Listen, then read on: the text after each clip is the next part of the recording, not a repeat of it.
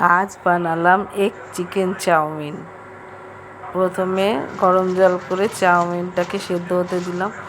গরম জল করে একটুখানি দিয়েই নামিয়ে নিলাম। তারপরে পেঁয়াজ, ক্যাপসিকাম, গাজর দিয়ে রাখলাম। তারপরে কড়াইতে তেল দিয়ে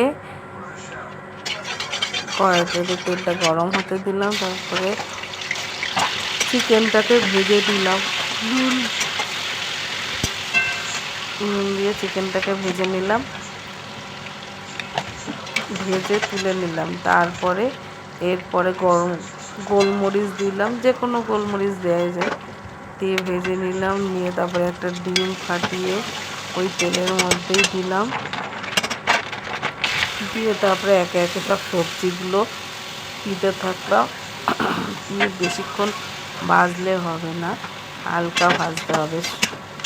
জাস্ট এটা নরম হবে, তারপর একটু নুন দিয়ে গোলমরিচের গুঁড়ো দিয়ে ভালো করে ভেজে নিলাম। একটু নরম হয়ে গেলে এবার উঠিয়ে নিলাম। উঠিয়ে নিয়ে তারপরে কড়াইটাকে আবার বসালাম। বসিয়ে তার মধ্যে সেদ্ধ করা চাউ ভেজে নিলাম। নিয়ে গোলমরিচের গুঁড়ো আর নুন দিয়ে একটু ভাজলাম। ভাজার পর সবজিগুলিকে মিলিয়ে নিলাম।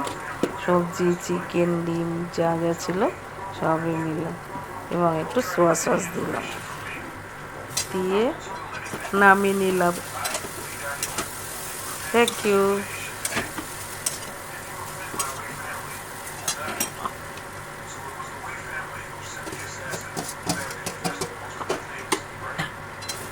খেয়ে দেখো বন্ধুরা, সবার তোমাদের ভালো লাগবে।